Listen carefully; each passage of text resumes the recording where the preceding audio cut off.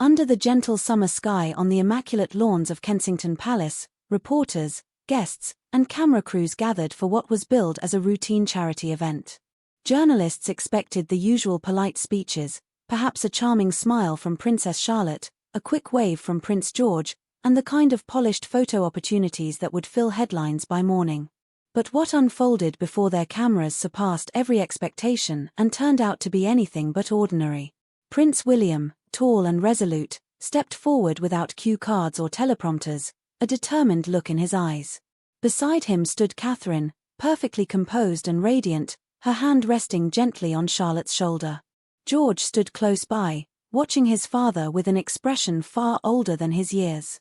Even before a single word was spoken, the significance of the moment was unmistakable. William began to speak. These were not cautious, meticulously worded remarks crafted by the monarchy's careful hands.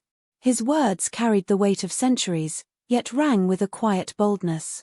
He spoke of Queen Elizabeth II, her patience, her unwavering belief that the institution of monarchy must evolve to survive, just as it had through wars, abdications, and scandals, all while remaining beloved.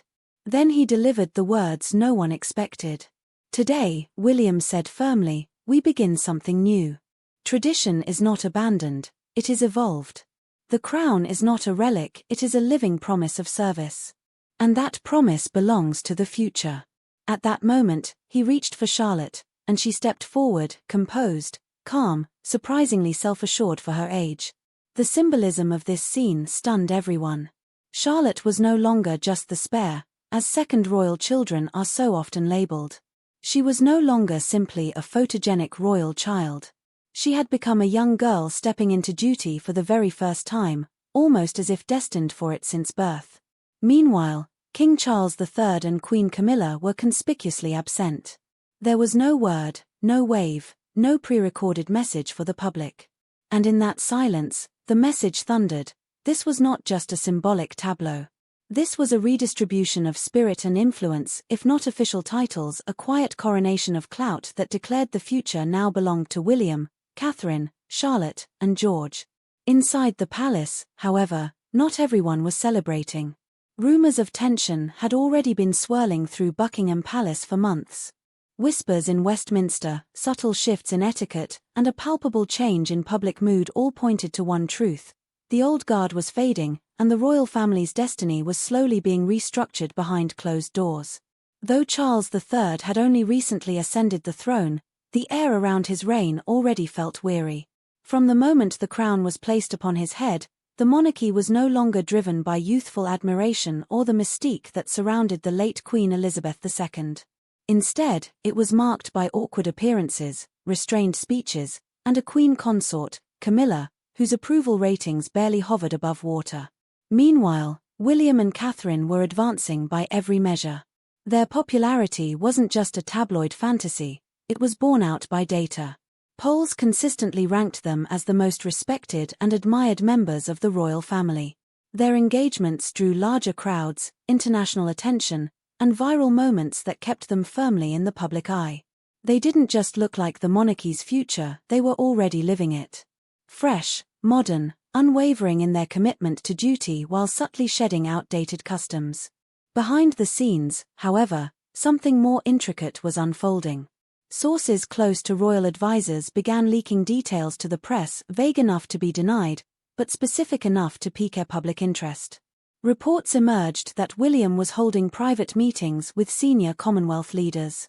Some suggested Catherine had assumed informal advisory roles traditionally reserved for senior royals.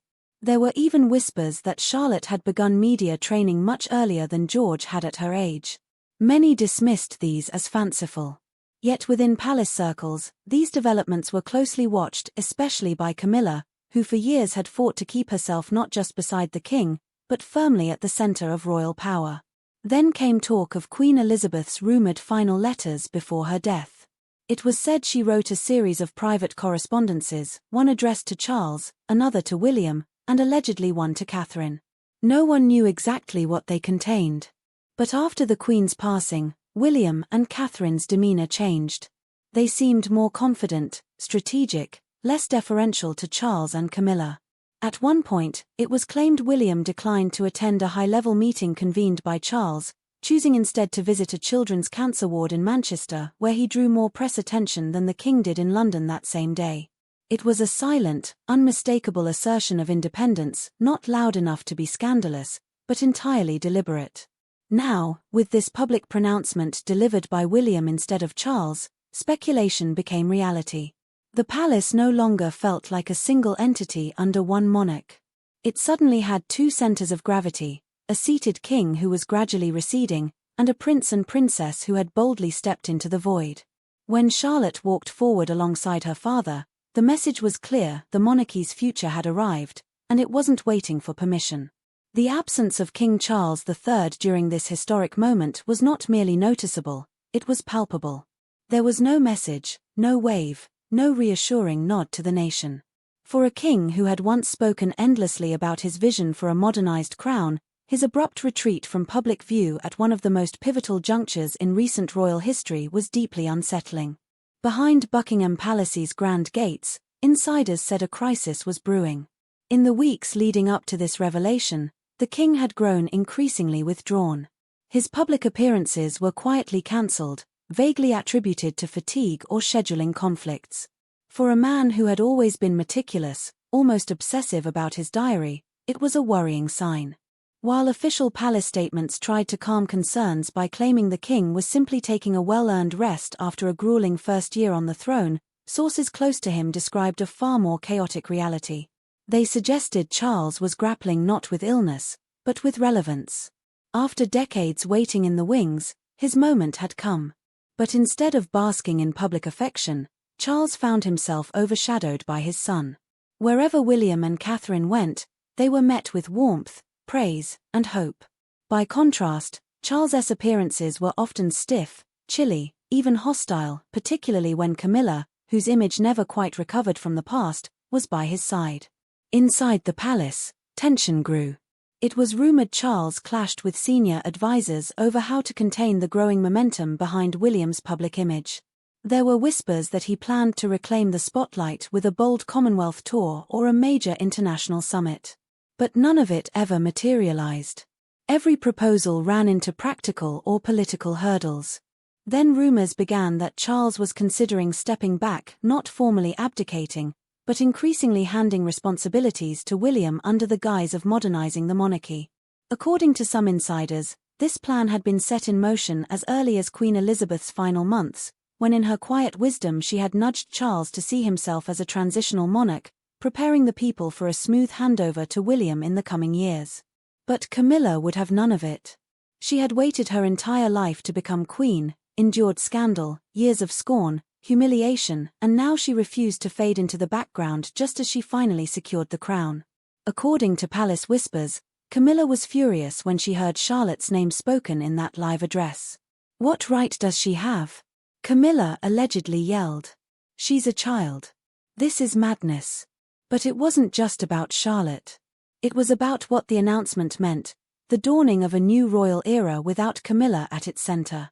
She tried rallying top palace advisors, demanding Charles issue a statement to reassert the traditional hierarchy. But Charles, weary and demoralized, declined. "Let it play out," he reportedly muttered. "It's already begun."